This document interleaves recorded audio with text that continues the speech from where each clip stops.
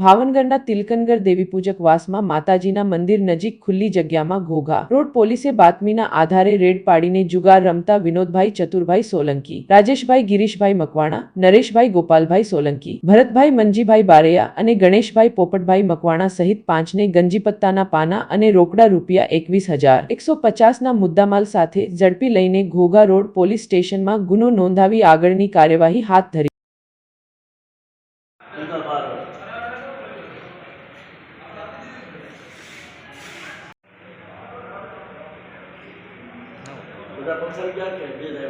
खाली भाजप